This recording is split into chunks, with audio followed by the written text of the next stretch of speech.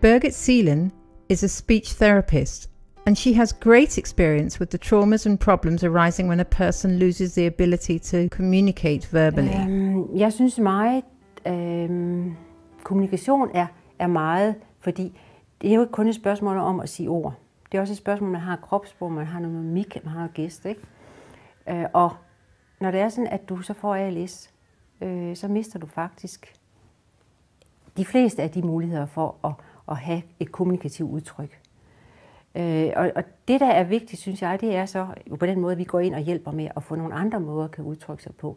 Men det, du mister ved ikke at kommunikere, det synes jeg er det vigtigste for mig, det er, at man mister dialogen. Det er et af grundpillerne i kommunikation for mig.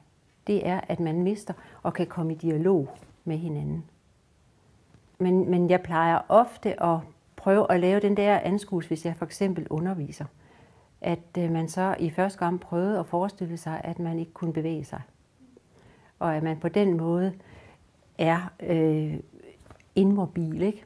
Og så derefter prøve at forestille sig, at du også mister muligheden for at tale. Og jeg tror, altså vi andre, der ikke har de odds at skal leve med, hvis vi bare et kort øjeblik prøver at sætte os ind i, hvordan det er at være i den situation, så får vi lidt en fornemmelse af, hvordan det vil være, tror jeg. Og at det virkelig, det gør noget ved os, at vi ikke har muligheden for at kommunikere med andre mennesker. Og det er i hvert fald også det, jeg hører, at mennesker, der kommer i den situation, det de siger, det er, det værste er faktisk ikke at kan kommunikere. Det er at være lukket væk fra den sociale kontakt, som kommunikationen giver muligheden for. Det er det, jeg hører de fleste sige, ikke også? At det er der, det virkelig begynder at, kan man sige, blive rigtig svært.